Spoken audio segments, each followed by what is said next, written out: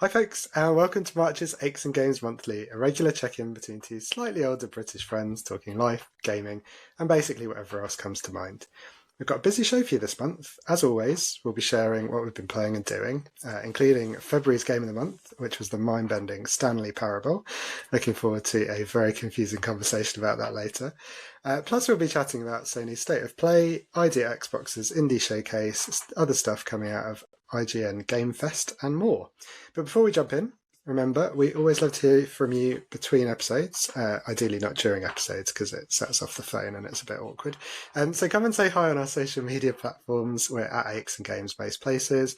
Hop on our Facebook page or email us at achesandgamespod@gmail.com. I'm Giles Nicholson, Giles West on most things. Joining me, as always, is my good friend James. Hi James, how are you? Good evening, Giles. I'm okay, I think. Mildly unprepared, as always, but ready to give it vim and vigour to see our way through it. So all is well. As always, you have to laugh on socials, as you know by now. It's been going for over a year, blah, blah, blah. But also James Boy 1978 on PlayStation Network, which Scotty added me to the other day. I think the friend request had been in there for a few months, but I only noticed it the other day. So there we go. We're now friends, yay. And James Boy 78 was those 5 random digits on Xbox, which I use quite frequently as well. And also we look after the website as well, achesandgames.co.uk, with reviews and fun stuff on there as well. And a Facebook page, which is always great fun. And TikTok, as always, love a bit of TikTok. Good evening. Let's go.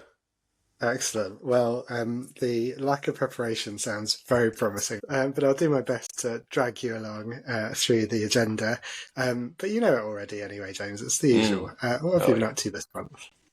Oh, that's a new one. Never done that one before. Loads of stuff, probably. I can't remember that either. We did go. It's been a half term, and in half term we always try to go away for a night into a Premier Inn of some description. And one we've not been to before is in Christchurch. So we popped down to Christchurch for one night, which is near Highcliffe Castle and Bournemouth Way down the coast, which is very pleasant. So we did our Premier Inn trip. All very nice. Went out for dinner, had a little walk around, went down the beach, managed to find a few nice hours where the sunshine cracked through during half term, which is quite rare, and enjoyed it. So it was nice just to get away. Always try and do something every half term just to break up mood a little bit. So that was good fun. So we enjoyed Christchurch. Recommend it to everyone. Highcliffe Castle is always very nice. Got a nice cafe there, nice grounds, and there's always a nice walk between Highcliffe Castle and Steamer Point. So it's like a walk through some foresty bits on the top of a cliffy bit, and you can look out over the sea bit, and then go down to the beach at the end and look at all the pretty beach houses in different colours and have a little stroll along in the wind and rain. So all very nice. That was our first little thing, Giles. Why don't you say one of your little things and then I'll come back to my other little things? Because you can't remember.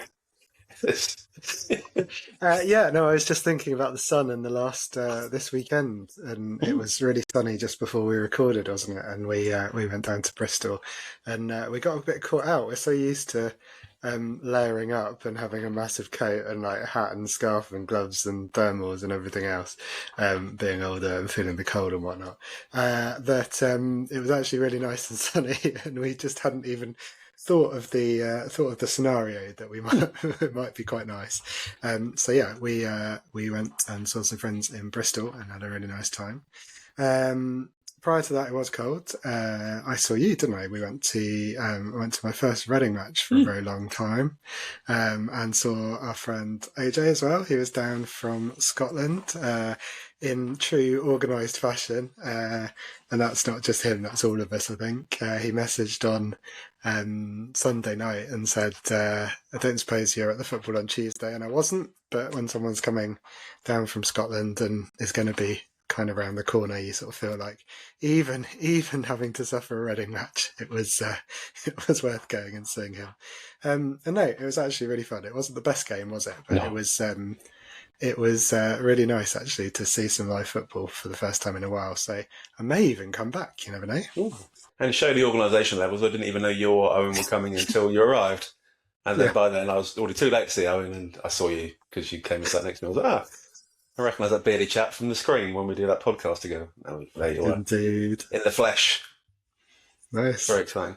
Also, as you mentioned, the warm weather, I've been making lots of raised beds in our garden, which I put on social media last week because they look quite pretty.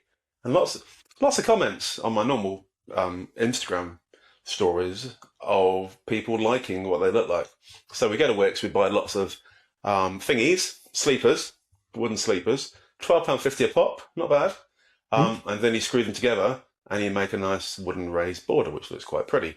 And at the front, we've painted one grey to match the front door. And at the back, we've left it natural colour to match the naturalness of the outdoor world. And then we put lots of plants in them. And I made one for my mum last week, and I've got a little bit raised border obsessed. So we've got like 5 or 6 raised borders around our garden now. There's very little left of our garden that's not raised in the air using the sleeper. But fortunately, there's no trains going through the garden. They might get confused by the plethora of sleepers, so we haven't put any tracks in. But it looks nice, and lots of people put nice comments. So go to Wix, £12.50 a pop, get some green screws, screw it together. Bob's your uncle, Fanny's your aunt. Lovely. Very nice. You always make all this DIY sound so easy, James. And yeah, I took about 6 hours to put up a Ring doorbell a few months ago. So I think a raised bed might be beyond me, but I was sort of thinking the philosophical question, if it's all raised, does that mean that none of it's raised? Like, does it just change the base level? I don't know. It's a Stanley Parable type question, Giles. It is. Hold that thought, absolutely. It's made me think about a lot of very strange things over the course of the last month, I've got to say. Awesome. Anything else you've been up to of note to talk about? Oh, plenty. Can't remember what they are. But I mentioned before in the pre-chat that our building work, which I'd finished talking about because we talked about it for the best part of the last 17 years of the podcast, was finished, and now it's starting again because I mentioned before we still had the ensuite and the bathroom to redo. It's the only room in the house that we haven't done again in the 9.5 years you've been here.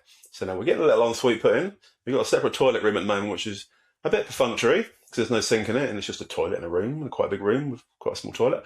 So we're going to make it into an ensuite, which is nice. We've always wanted an ensuite, and when we looked at houses 10 years ago, we just were desperate for a house with an ensuite for some reason, and then we didn't find one. We bought this house with no ensuite, but now we're getting one after 10 years of build-up.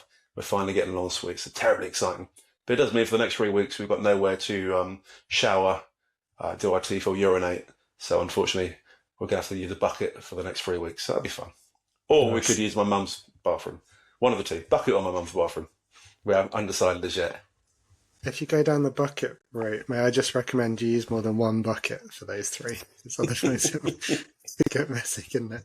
Yeah. Excellent. So back to the traumas of having builders in the house. I hope it's not too long or painful. Did you see the Oscars last night, by the way, did you? I did not, and as the resident film fan, I'm about to be upstaged. You take me through it. What caught your eye? No, in the olden days when I was younger, we used to always watch the E Live on the Red Carpet with Ryan Seacrest and Juliana Rancic, and then watch Fashion Police afterwards with whatever she was called. What's she called? Joan Rivers. Joan Rivers, yes. Yeah. God rest her soul. I used to quite enjoy it. I had no interest in the Oscars at all, but the build-up and the fashion, all that stuff used to fascinate us with the posh dresses and people looking bizarre and ridiculous. So Jonathan Ross has started doing it on ITV now. So they have a sort of a red carpet bit with Ross. What was his name? Ross Vickers? Ross someone, isn't it? With a silly haircut. And some other lady. They were interviewing some people in a not particularly American type way. They're doing it in a very sort of low-key British way, and people sort of wandering by and having a quick chat and then wandering off again. But it's interesting. I don't know what to start the Oscars with Ariana Grande doing the little bit from Wicked, and that was superb. Love Ariana Grande. Very kooky, very strange, but wonderful voice. And Cynthia Erivo was there as well, doing singing parts as well. So I've not seen Wicked yet, but that made me want to see it because it was superb. And lots of weird films, including The Substance, which you talked about in last month's episode. So if you want to hear about Substance and Giles' views on it, go back and listen to the last one because it looked really odd when they did a preview to it. Didn't encourage me to watch it particularly, but no. You weren't a big fan, were you? No, it was, it sort of, you could see what it was going for, and it was quite interesting, but it just, outstayed its welcome a little bit from my point of view. But yes, I saw that an independent film had swept the board, so that's good. But other than that, I need to catch up really. So thank you for the update. Yeah, I was disappointed, Giles, that you hadn't watched the Oscars. I thought you were going to view Thor fight, but you blew it. No, I did. I have watched a few films, which we'll get to in a sec. But just before that, one thing that I wanted to highlight was we went for Maddie's birthday. We went out with Madeline and Scotty and went to a kind of shared VR experience. Did you mention this? It was You mentioned it to me at football, yeah. that was good. It was really fun. It was a bit strange. It was Hmm. sort of stranded on a desert island, and we were all in a shared VR world. So started off a bit awkwardly because Hannah's not a great flyer, and it starts with a plane crash. So we had to navigate had to navigate that. But once we arrived on the desert island, it was quite pleasant, very sunny again Hmm. in these wintry conditions that we've been in. It was quite nice to be surrounded by sun and exotic fruits and lapping shores, even if we were sort of stuck. It was really fun. It was supposed to be a kind of escape room, but we were mostly just trying to, eat, drink, and sort of solve a few puzzles along the way.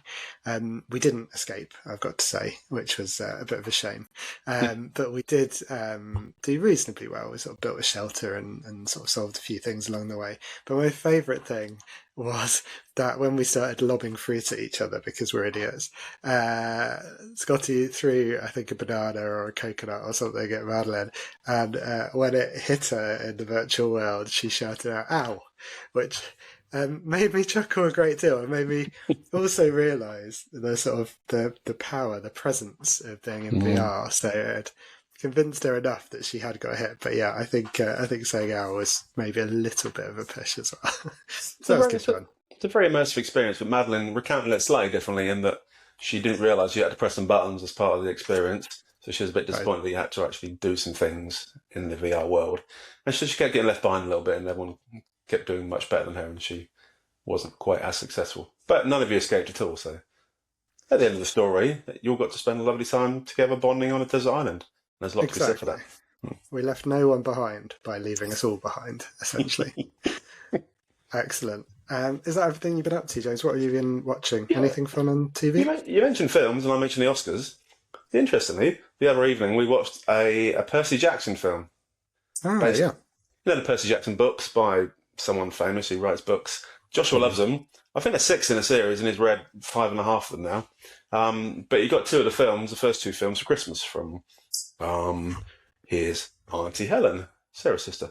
So we watched the first one of those the other night, and it was interesting how completely different the book was to the film, as is often the case, but this one was completely different. The characters are the same, Joshua said. Obviously, I've not read the books, it's aimed at young adults, and I'm an old adult, and I can't read that well. But he was moaning the whole way through how the story didn't reflect at all the book, and all the characters did different things, and different people gave different things to different people, and it was set in the wrong place, and that didn't happen, and that didn't happen. So it kind of spoiled the enjoyment of the film somewhat. So I think if you watch films very separately from the books, they're a lot better. But with Harry Potter, he was happier with the films because they reflected more of the book, even though they skipped through some bits. But Percy Jackson, completely unrelated to the film at all, and he was very disappointed. That was my film news. Fascinating. Interesting. Well, hopefully Helen's not listening. I'm sure he really enjoyed it. Oh, he enjoyed the film. Oh, okay. He just had a bit of a struggle taking the 2 apart. Joshua kept saying, "Oh, this is really good. This is going to happen now," and then it didn't happen. Something completely different happened. Like, So through his tiny little mind, bless him. But this morning we did find out he got into his secondary school of choice, so that was our big news for today. We got there at 7:30 this morning to say he got into Little Heath, which is our local secondary school with lots of his friends. So he's perfectly happy. Job done. Fantastic. That's great news. So in terms of what you've been watching, that's a start. I went to cinema. So I didn't watch the Oscars, but I did make it back to the cinema. I saw Captain America, despite the reviews. So New World Order, which feels strangely timely. Captain America, better than the reviews, essentially, is my review. Although if that's one of the reviews, then about the same as that review. Strangely grounded, I thought, for the most of it, which was nice. Not too sort of CGI most of the time, which is strange for a film with a flying superhero and a Hulk of some description. But a lot of it was more like a thriller, a bit like The Winter Soldier, which was an earlier Captain America. The only thing that really made me quite annoyed was how much of it the trailer had given away. And it was also edited within an inch of its life. So I think that they had a much longer film and decided that people wouldn't stay still for more than about an hour and 50 minutes. And so they made it an hour and 50 minutes, regardless of how much stuff they had to put in it. So Like sometimes, I don't know, listeners, if you listen on 1.1 speed on the podcast or even faster, I wouldn't blame you. I'm a bit of a slow coach. But I do listen to some podcasts a bit quicker, and it's always funny to hear them at the right speed because you just think, yeah, they really were racing through that. Now I think about it, and Captain America was like listening to a podcast on 1.5 or something. It was like, there's no time for exposition. We're on to the next scene. Keep up. So Do people do that on podcasts, do they? yeah, Really? you can listen. You can listen at sort of super speed and get through more and more. So when you realise that you want to listen to more podcasts than you have time for, you just make them go quicker, and they Wow. all sound a bit like chipmunks. Yeah, it's I've, fun. I've, I've still never listened to a podcast I've not been in, so I've still not really Wow, experienced the podcast life. Yeah. there you go. Anything that's caught your fancy on TV before we move on? No, we did see the end of CSI Vegas for those who used to watch it in the olden days.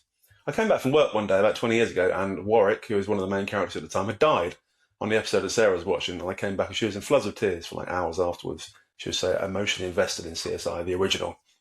And then it stopped for years and years and years, and then came back 2 years ago and was called CSI Vegas, whereas originally it was just called CSI because it just happened to be in Vegas and it's the first one.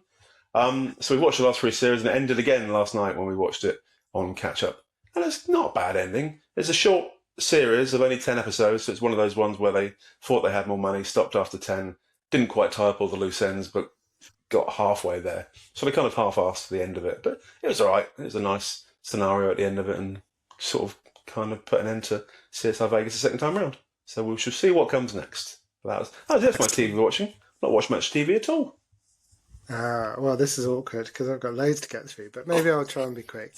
I want to mention Severance purely because it ties in quite nicely to our game of the month, which is the Stanley Principle, as we mentioned. Parable? Parable. Did I say principle? You did, yeah. Damn it, I've been doing that all this month. Excellent, thank you very much. In the sense that it's a very weird sort of off-kilter story about a strange workplace where it's very sterile. It was just really odd that the two things I experienced the two things kind of concurrently. We are finally coming to the end of our latest freebie subscription to Apple TV, which listeners will be pleased to hear. I'll be talking about something else hopefully in the future, but it does mean that I don't want to start the second series and not finish it. So there was that. I would recommend Bad Monkey, though, if you do get a subscription to Apple. That was a crime drama thing, Elmore Leonard style, very cool, gangstery, but with a sort of tongue-in-cheek sense of humour. Vince Vaughn's in it, and he's not super annoying. He's just on the right side of being a complete dick. And I don't think he's managed to be on the right side of that for a very long time. So much more like the Swingers of Vince Vaughn, if you know that one. But no monkeys involved. There is a monkey involved, and he is. I mean, I'm not sure he's bad per se. He's quite a naughty monkey, but maybe naughty monkey sounds a bit weird. Cheeky monkey.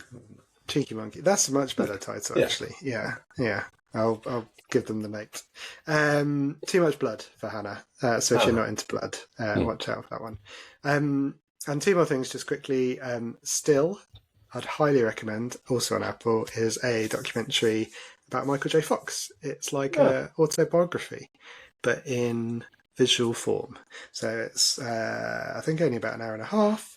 It's him telling the story. Michael J. Fox, diagnosed with Parkinson's when he was 28. Obviously, star of Back to the Future. I didn't realise it was quite so young. I knew it was a long time ago, but it was really young. And he kept it hidden for a while. And it's just really cool. It's a really interesting story. It is sad because he's struggling now, but it's also, he is not getting down about it particularly. He's kind of seeing the bright side of life. He's got wonderful people around him. And the way he tells his story is just brilliant. It's using footage from his films and TV shows. So it's sort of, there's some over-the-shoulder stuff of some random stand-in's head. But most of it, if he was driving somewhere in his story that he's telling, it'll be Marty McFly in the DeLorean or one of his other characters. So really cool. Recommend that. And lastly, on a documentary tip, we watched Boyzone no matter what, which I have to mention because Hannah was a big fan and we've been looking forward to watching it. She's been particularly looking forward to watching it, but I have too. I thought it was really interesting and it was brilliant. So it's on Now TV. It's a 3-part show. There was like a boy band thing on BBC, I think, over Christmas. And Boyzone didn't feature for some reason, and this is probably the reason, because they had their own documentary coming out. It's really sad. Obviously, Stephen's story is very sad for anyone who doesn't know. One of the band who unfortunately passed away. Ben was kind of hounded by the press, and so there's all the sort of dark sides of being in the public eye. But also the bitterness and resentment within the band was something quite extraordinary. And Louis Walsh, as I've always suspected since I saw him on X Factor, is an absolute monster. So yeah, highly recommend that as well. If you're anywhere around that era in terms of growing up, and maybe it was a bit after us, but it was certainly, I'm sure some of our listeners were either fans or just around at the time. It's really, really fascinating kind of seeing the difference between the sort of parading, smiling pop stars and what was going on behind the scenes. Pretty horrible story with some nice stuff in there as well. But really fascinating 3 episodes of TV. So that's me. One thing I thought you might mention in terms of TV stuff was the amazing John Cena heel turn. Well, I'm glad you mentioned it, James. I didn't actually see it. I had to watch it on YouTube. But that was very exciting. Yeah. Finally. And just before, he made it before Grand Theft Auto 6, which was apparently a big meme going around, which would come first.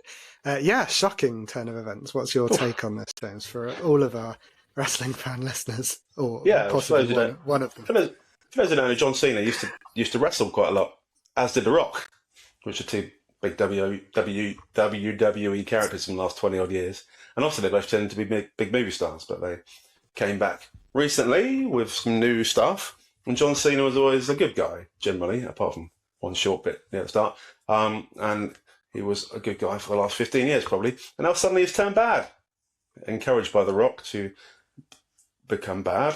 And then it was really shocking because it wasn't expected at all, and there wasn't much rumour about it. And then suddenly, at a big event, he went rogue and started beating up someone called Cody Rhodes, who's very blonde hair and very American. He even cut him open on his forehead like a stuck pig, and then some musician slaps him in the face as well and left a big bruise. Fascinating TV. So yeah, very exciting that John Cena has now turned into a bad guy. Fascinating.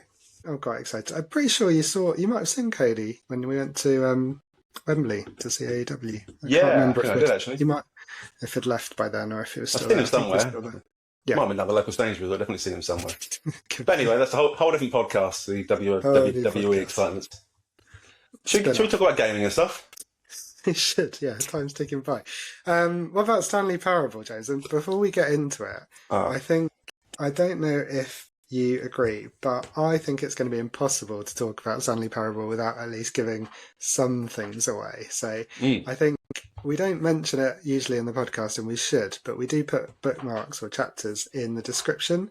So if you really, really don't want to know anything about Stanley Parable, I'll make sure I bookmark what else we've been playing as a separate thing so you can skip ahead, because we will try not to spoil it too much, and I'm not sure we could spoil it because I'm not sure how well we're going to be able to describe what we each experienced, but we will clearly have to talk about something, otherwise it'll be the most obtuse, nonsensical few minutes, which some people might say is the whole podcast, coming up. So you have been warned. We'll do our best. Jump forward to the next bookmark. But other than that, maybe we can recap. James, can you see your notes? But if you can, do you want to take us through, or I can take us through what we said last week and see if it makes any more sense, or last month? See if it makes any more sense. As I'm sure you know, Giles, I never have notes. They're all up in my head. And therefore, I blagged my way through it last month, didn't I? We can give a bit of background, can't we? Stanley, well, there's a chap in an office, isn't there? A chap in an office complex. And then he does some things. He's done this. That is the concept. The spoiler-free version. And, yeah, his entire job revolves around pressing a button. which is commanded to do by the computer. So his entire 9-hour shift every day is just pressing a button when he's requested to. And it's not very exciting. And it's in one of those little American little pods in a big office complex, surrounded by lots of colleagues all doing exactly the same job, and it's very tedious. But for some reason, he finds it stimulating, and he thinks it's a job that was made for him. Very odd. And the aim, you would say what the aim of the game was, but I've no idea what the aim of the game was. Having played it a bit, not a clue. Really odd. There's no real ending to it, which is against my sensibilities of liking to reach an end. So that really annoyed me, because you can't really finish it. There's no end. Even the achievements are really odd as well. Some of the achievements are really odd, and that annoyed me as well. So you walk around this office trying to work out, all your friends have disappeared, every of our co-workers disappeared, there's no one there. So you stroll around, it's narrated by some British geezer who does the job very well, and he narrates your story before you've done it. So, for example, you'll go up to the meeting room to see if you can find your colleagues in there, and you can't, and then you go down the corridor, and there's 2 doors in front of you. And the narrator says you take the door to the left, and you can either follow what the narrator says you're going to do, or you can go rogue and go for the right-hand door. And if you go for the right-hand door, the narrator then has to change the story based on what you've done, as opposed to what you meant to have done. So the narrator says he accidentally went the wrong way, but then surely he's going to make his way back to the proper path. And then if you don't, you still go even roguer, then he has to change the entire story. So it's fascinating, just weird. Not sure what I played and whether it's a game. I said the other day, is it a game? I don't know. You sort of wander around. I think there's 16 different endings you can get to. The first ending you can get to within like 2 minutes. If you do a proper walkthrough, follow the narrator's instructions, you complete the game very quickly and you get your achievement.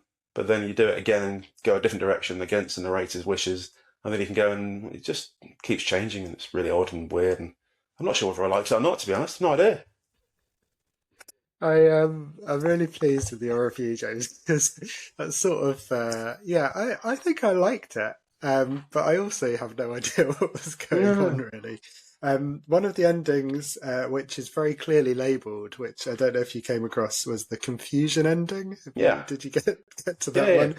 And listeners, the confusion ending tells you you're kind of experiencing the confusion ending about halfway through the confusion ending. So you get into a room which has this up on a sort of projector on a wall, shows you, kind of tells you the things that you've just done. Or it's like, this is what Stanley did. He did this, and you think, oh yeah, I did that. And then you realise that what you're doing now is somewhere in the middle of the wall, and then it describes what you're about to do, and now I'm going to hold you go and do that, which was quite fun. I found that, I guess, confusing, but kind of interesting. And what I really liked about it was it just felt that sort of stupid, kind of surreal, slightly kind of playful, nonsensical, playing around with reality around you. I like that sort of stuff. But yeah, I also felt like I would have liked maybe there to have been a bit more of a payoff, maybe to 1 or 2 of the endings, just to give you a bit more kind of sense of purpose. Did you feel like it was almost goading you to do the opposite of what he said, or is that just me? Yeah, I think once you worked out the concept that there was lots of different endings and you had to experiment to find out what the endings were, then obviously you were inclined to try out the different endings. There's one bit where you can just walk off the side of a ledge and die. So obviously that's one way of ending yourself, because you're dead. But every time you reach an ending or part of an ending, then you restart exactly where you started off. So it's sort of a Groundhog Day type thing, if you wanted to make a movie about it. And then at some stage, there's a big yellow arrow, and you walk after a big yellow arrow, which guides you through a particular route, which you can choose to follow or not choose to follow as well. And there's also a strange, I don't know if you got to that part, it's a strange sort of a history part. So you go into like a museum of all the options for endings and how the endings used to be in the olden days, because this is the 3rd version. There's the original version in 2013, which was a spin-off of Half-Life 2. It was built on the engine. Yeah, it was a mod. Yeah. Then there was another updated version, I don't know, 2019, and then there's one 2022, which was a deluxe edition. So we played for the Stanley Parable Deluxe Edition, which is the one that was free on PlayStation Plus last month. But like Joel said, I enjoyed it at first. But if I'd have played it much longer, I probably would have been really annoyed. because my urge for achieving things wasn't meeting it, because you got to the end and it put you back at the beginning again. And you thought, what's the point in completing it again in a different way? And even if you complete it a different way, it doesn't really give you any credit for completing it a different way. And like I said, the achievements really bugged me, because one of the achievements is playing it for an entire Tuesday, for example. And you thought, what's the point in that? So that bugged me. There was another one which was like fiddle with the doorknob for 5 times. Did you try that one? Weirdly, that reminded me of my dad, because my dad he had one tiny bit of OCD which was solely relating to the front door. So when he used to go to bed at night, he used to turn it left and right 30 times before he was convinced it was locked and could go to bed. No other signs of OCD in the rest of his life, just this one tiny door blocking thing. So strangely, that reminded me of that one a little bit. Oh. And there's also this one bit where you're on a platform, you're going towards these 2 big compressor things that are going to compress your head, and then you don't die, and then you go somewhere else and you do die, and then you don't die, and then you do die. Do. Anyway, if I'd have paid for the game, I don't think I would have been happy. I think I would have been too annoyed if spunking like 20 quid in it to not have really a game out of it. But then I got it for free. I got some enjoyment out of it for a while, but I couldn't have played it for the entire 4 hours we meant to play it for this month like we normally do, because I would have been too irritated and probably ripped up my face or something. Interesting. Yeah, I might have hit 4 hours, but Really? I certainly exhausted certain routes and kind of kept going to see if it changed, and it didn't, and then thought, well, that was a bit of a waste of time. What did you mentioned this was the Ultra Deluxe edition. Did you come across the Ultra Deluxe content, the extra content? Yeah, I think there's meant to be 5 or 6 new routes, wasn't there? And also a bucket. So I think you access a bucket, which takes you to a new bit. And one part you have to go and look at a fern for no apparent reason. So you go back down the corridor, look at the fern, and it doesn't really seem to achieve anything. Why am I looking at the fern? It's very important. It's a very important fern. The voiceover explains that this fern is very important, and you need to take close notice of this fern. It may not pay off. Well, so it sounds like Carry on, sorry. I was going to say, it sounds like our enjoyment of it might have varied a little bit. I enjoyed the stupidity. I did discover the Stanley Parable 2. If you, I don't know if you got there. I didn't. No. So I ended up playing it and its sequel, although its sequel was basically just it again. Very much a spoiler warning. Apologies to anyone who's got this far, thought this sounds like my sort of thing, and I'll still listen to the ramblings of these 2 madmen. But yeah, I looked back at my notes and they made me chuckle. Important fern, we've mentioned. Museum with an exclamation mark. Mariella with a question mark. The reassurance bucket. In-game reviews. The end is never the end. New content, sequel, confusion. That probably sums up my thoughts, really.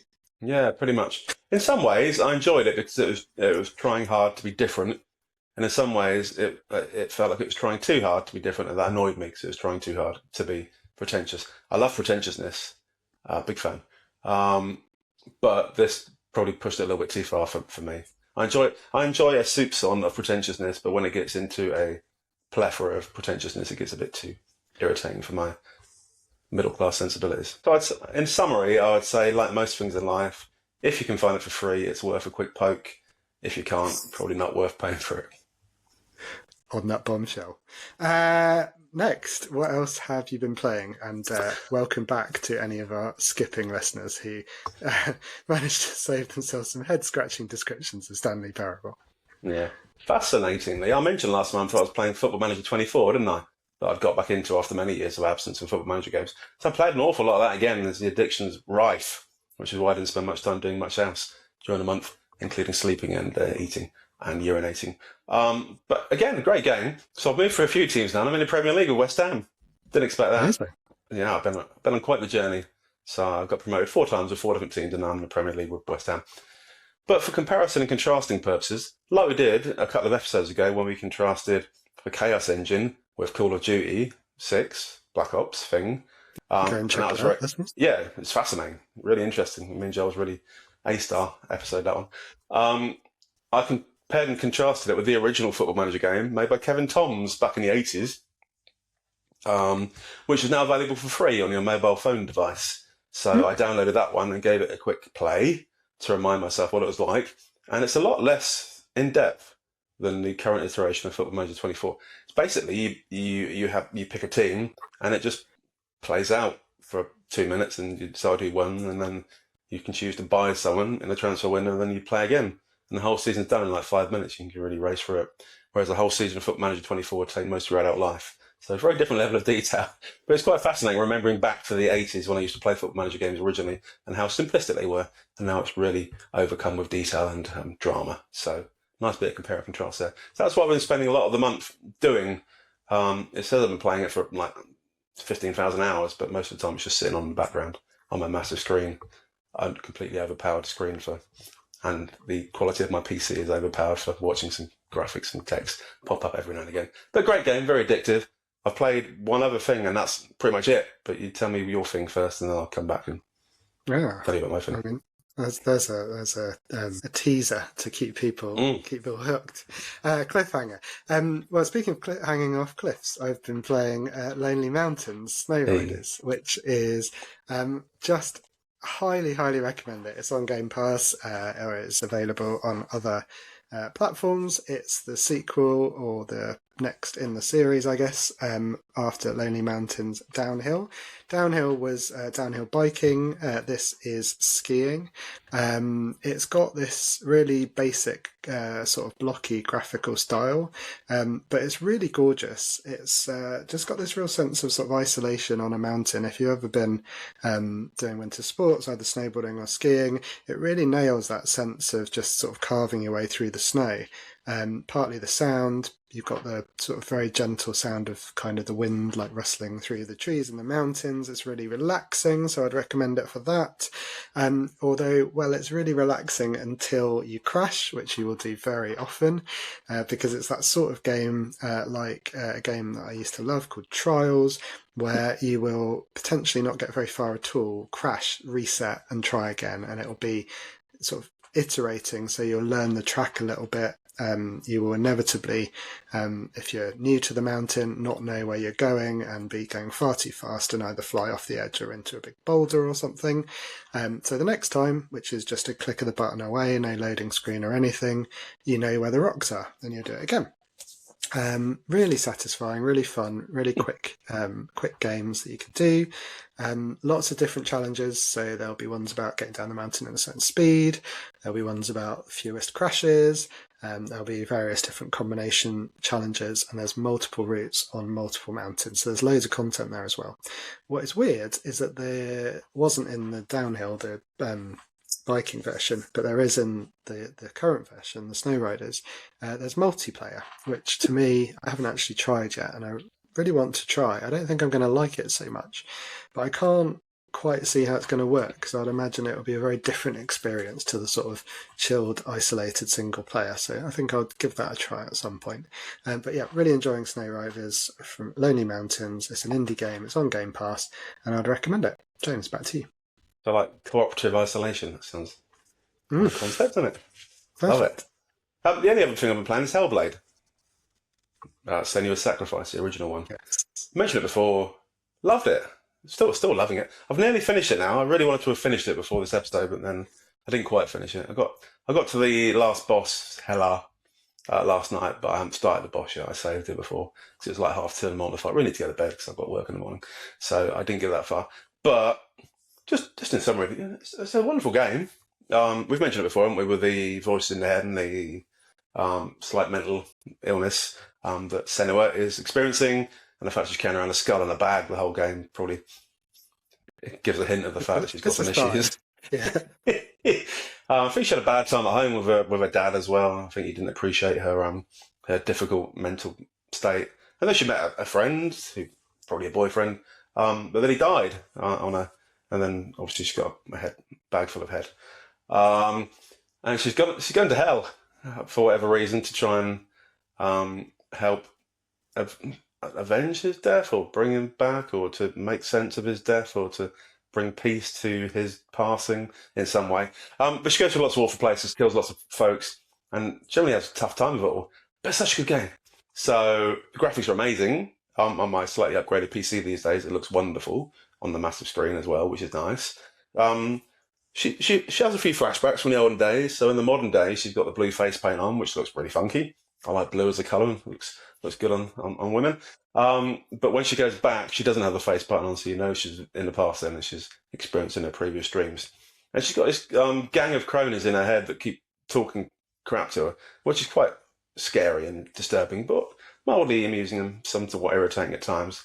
So it's like any friend group. You've got one who's quite positive and is giving her lots of support. You've got one who sits on the fence, and then you've got one who just constantly slacks her off and stabs her in the back, which is really... any friends like that. So it gets towards the end of the game, she goes through some kind of portal, and then the voices disappear for a little while, which is nice. So she sort of cures her mental illness by going into hell. That's obviously the best way of curing a mental illness, is by going into hell. And then the big boss fight at the end, which I've not got to yet. But like I said, graphically great. The story's very interesting. You've got a whole range of Norse mythology to follow throughout by staring at different things. Lots of runes you find by looking at shadows and different buildings and different things in different directions. Really interesting game. Puzzles are really enjoyable. Takes a bit of lateral thinking to get through it all. The combat is just hard enough to make it interesting, but not impossibly hard. So you have to try some bits a couple of times. Like there's a bridge that leads to hell right at the end, and there's like 15 people that attack you from all directions, and that's quite difficult. So I spent a little bit of time doing that last night before going to bed, and managed to get there in the end, which is a nice sense of achievement. But great game. Looking forward to playing the final bit, and looking forward to playing the next one. Although Giles said it's not as good, so to withhold my expectations. I don't think I did. I think other people maybe have said that. I just said it wasn't better. Yeah, you said it wasn't as good as you expected it to be as a sequel. Yeah, which it's really interesting what they've done in the second one. Completely spoiler free. They don't kind of take that game and sort of do more of it or refine it. It is quite. They've made some quite fundamental changes to it, which is quite interesting. You still got the voices.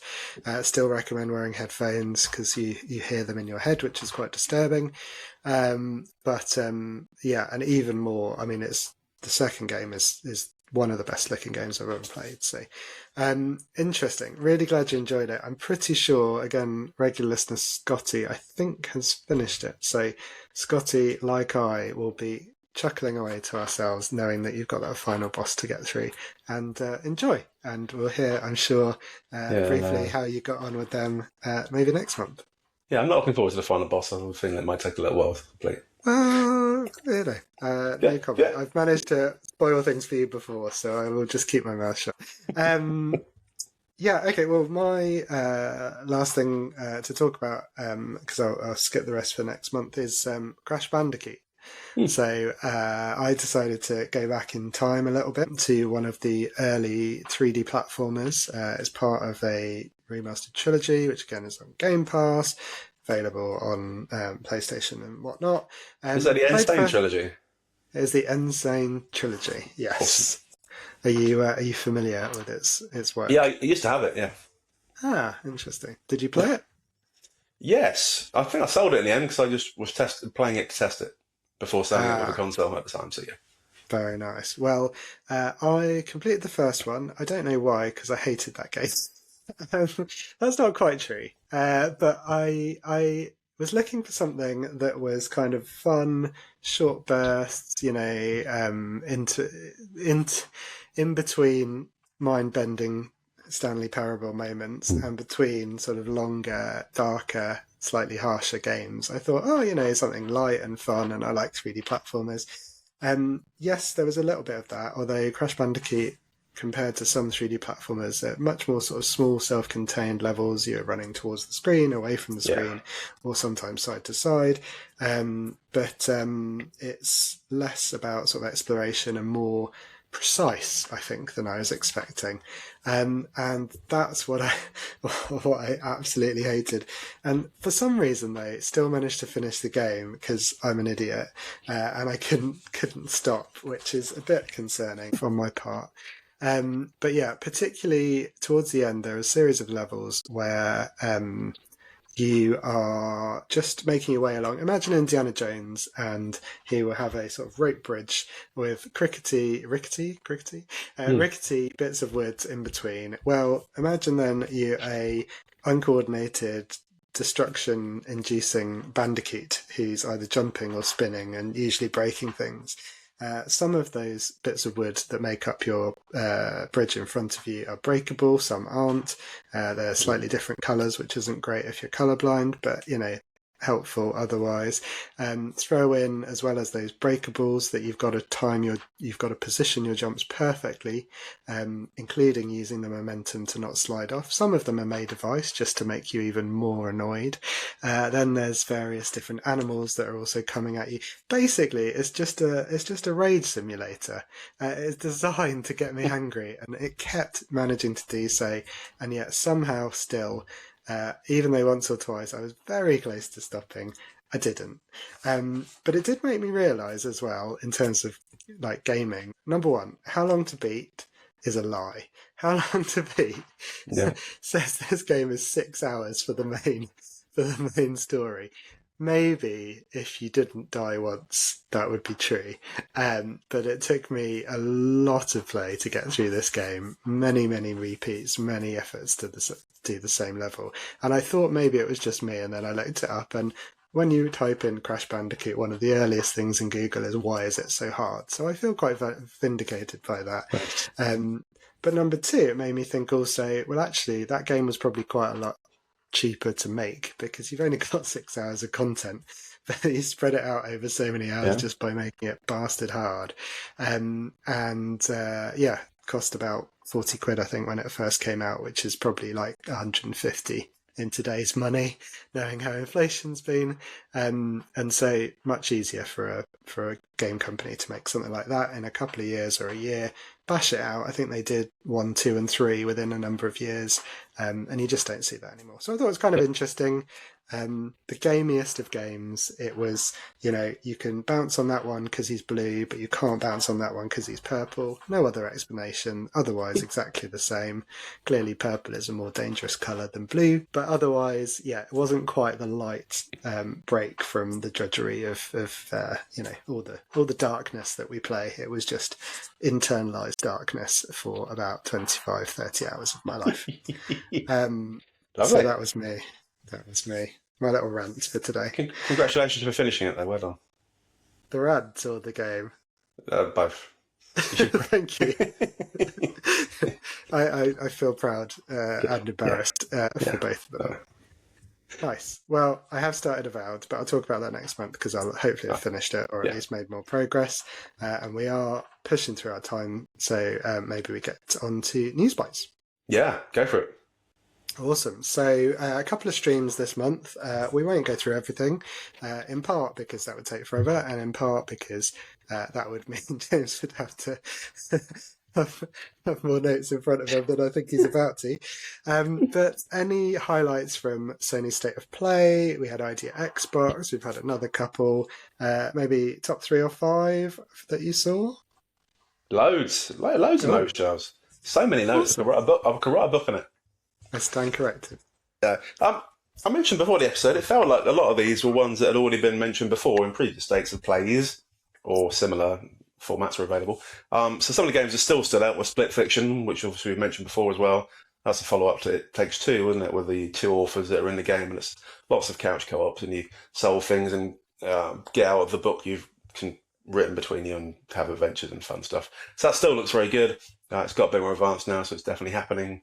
Still can't remember when it comes out, but it looks awesome. Big fan of the last one. April. Pretty soon. Yeah, let's go for April. Next month. Brilliant. Midnight Walk we've talked about before as well, which is coming on to PS5 and PSVR 2. It's like a dark fantasy adventure. Looks quite interesting, quite spooky and interesting and immersive, etc. Oh, which other one shall I mention? Oh, I mean, Blueprints is in the other one as well. So let's talk about Blueprints in a minute, because we both like the idea of that one, I think. Tides of Annihilation. I like the trailer for Tides of Annihilation. I like the word annihilation as well. What a name. Yeah. Exactly. They really nailed that. Yeah, love it. It feels quite Latin as well, the word annihilation, because it's got Nelly in it, it's got Annie in it. All sorts, wonderful. So you're trying to save your sister. And it's between modern day London, so lots of the graphics have got London Eye and all kinds of fun stuff in the background, but also the fantasy Avalon type place as well. So you're going between 2 different places, doing lots of different things, and you have the gift to summon the Knights of the Round Table, which naturally fits into Avalon and modern day London. So that one is coming out at some stage in the future, but it looked really good. Thought the graphics looked amazing. The storyline looked quite fun and slightly different. Looks like quite a grand scale adventure, which I'm a big fan of, as we know from talking about Indiana Jones and all the other games recently. So those were probably some of my highlights, but there's lots of stuff in State of Play that I thought looked quite nice as well, so all good. Yeah, it was really strange because I think the internet, which isn't people, it's the weird people. Sorry. Hi everyone. Um, but the reaction seemed to be kind of frustration and a bit underwhelmed because people were expecting it to be all the like big games that have sort of been announced but not described, like Wolverine or Ghost of Yeti, and things that people were hungry for more exclusives from PlayStation in particular. Whereas this was a lot of third-party games, a lot of things that are coming out on other platforms as well. But actually, yeah, I agree. I thought they looked really good. I don't know really what people were expecting. It wasn't a showcase. It wasn't, PlayStation have been pretty quiet in general for a while, although it's not hurting their sales and they're great games still coming out. So I agree. I thought it was a really good show. A couple I pulled out that you didn't mention, Darwin's Paradox. I thought it looked good. Did you see that trailer for that? I did. I saw you mention it in your notes, so I deliberately didn't mention that one because it looked quite fun. Thank you very much. We mentioned Limbo and Inside before, which you might be familiar with, listeners. If you're not, as sort of kind of slightly dark side scrollers, usually involving children and sort of some kind of trauma. But this is like that, but with an octopus, basically. And I also did watch Finding Dory this month, which I didn't mention in the TV section. But it reminded me very much of the octopus in Finding Dory, if anyone's seen that. So it's a kind of skulking around in the shadows, a bit more comedic than your Limbos and your Insides, but looked great. And then Lost Records Bloom and Rage, which both parts come into PS Plus. One of them's already out. And I've been very much looking forward to playing that one. So that was another one to talk about. Yeah. No, that's awesome. We've talked about it for a while now, haven't we? Since it first got hinted at, so it looked awesome. So hopefully we'll play some bit of that in the future. You mentioned Blueprints, James. It was also coming to Idea Xbox, and it's on Game Pass and PlayStation Plus for free. But it looks good, doesn't it? Yeah, it's like a manor house, some kind of property, and the rooms are constantly changing. So there's lots of puzzles to solve, and you're kind of moving around the gaff, solving lots of puzzles and doing things, and probably trying to escape in the end, I guess, who knows.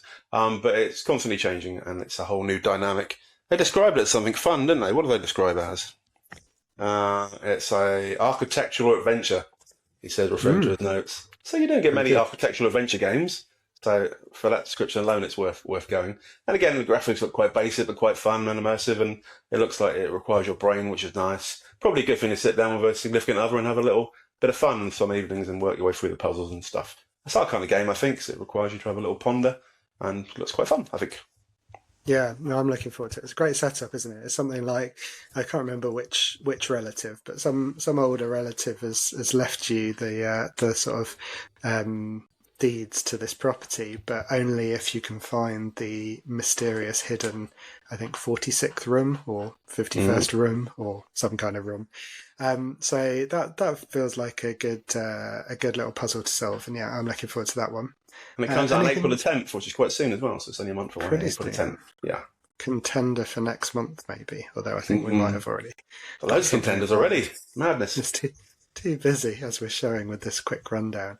I also noticed Balatro is coming to. It's actually released on Game Pass. It was something which you mentioned you had no interest in whatsoever last time it came up. I was going to say, now that it's available for free, is it still no? No. But what did you say earlier? It's worth a poke. And this is based on poker, so hey, very good. Oh, what a great segue, Giles. It feels very natural. Thank you. But no, that's the weirdest way I've ever said poker in my life. But no, I've never really been one for playing poker and stuff at casinos and the like. So yeah, it's not really my kind of thing particularly. I probably would never try. I've got too many games to play that don't involve card games, so not for me yet. One day. Lots of people's game of the year for last year, they say, if you are listening and curious, lots of people rave about that game. Interestingly, if everyone stopped making games right now, I think for the next 20 years of gaming, we'll probably catch up on most of these things. So Balatro will probably come in around 2052 in terms of my gameplay schedule. Nice, nice.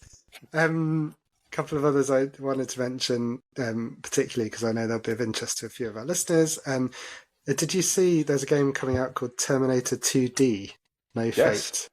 I mean, I really like this. It appeals to my really bad my sense of bad puns, because this is a Terminator 2 game, very specifically Terminator 2, not a Terminator game. And it's a 2D scroller, obviously, hence the name. But it looks really cool. It looks like a mixture between Contra and Streets of Rage. It's out in September. And this one shot up my list. This is exactly the sort of game that if I manage to save some credit up from my various searches and button presses and things, this might well be added to my library. What did you think, James? Did you see it? Yeah, I didn't see much about it. I very, very briefly scrolled through the IDX stuff, so not much in it. But yeah, the concept looked fun, but I didn't look into any great detail. So I'm relying on your expertise there, Giles. I like that. And also Blades of Fire, again, Scotty, I know, was a big fan, like I was, of Castlevania Lords of Shadow.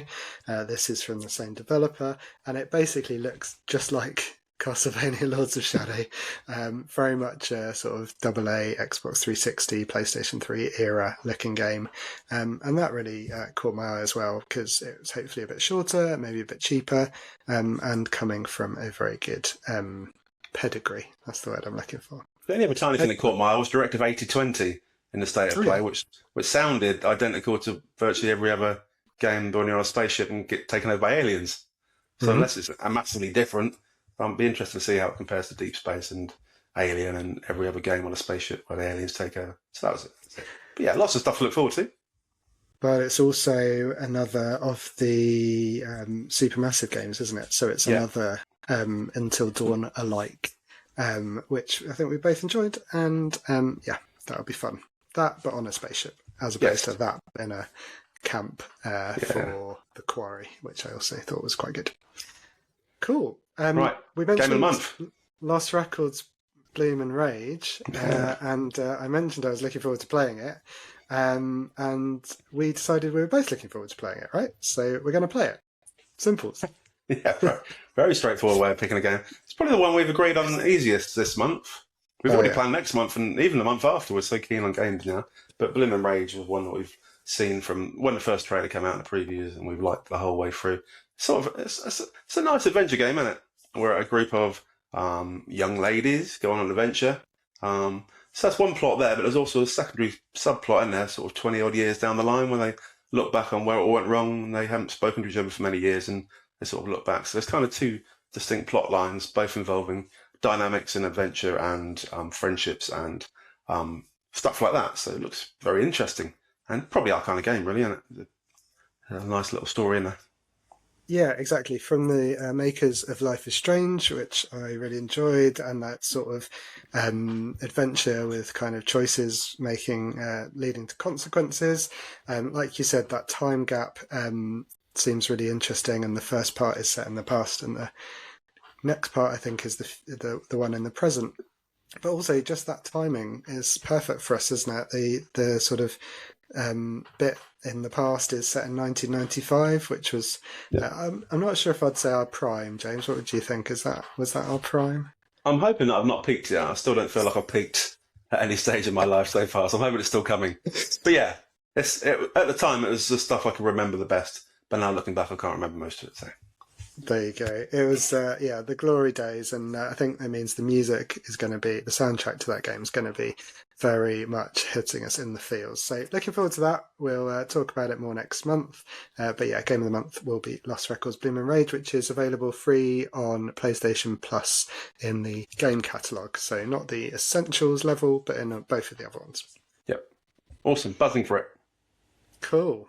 Well, we have channeled that energy to race through the last section because we were running quite long today. That's the show. Remember to like and subscribe to the podcast. Consider giving us a 5-star review. We do appreciate that. We'd also appreciate a follow and a few messages on Threads, social media, Facebook page, our email address, akesandgamespod@gmail.com. I'm Giles Nicholson. Giles went west on most things. How about you, James? Take us home. Yeah, not much more to say. Josh is going to return from Scouts in about 15 seconds' time, so I'm going to really race for it. Nice to see you all again.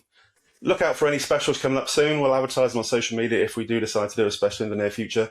But if not, just catch up with the episodes. Look back through the old ones. Like Joel said, consider a 5-star rating. Hit that like and subscribe button if you're on YouTube or whatever that is. And have a great time. And thank you for listening. We're good at this. See you next month, everybody. Take care. Bye. Bye.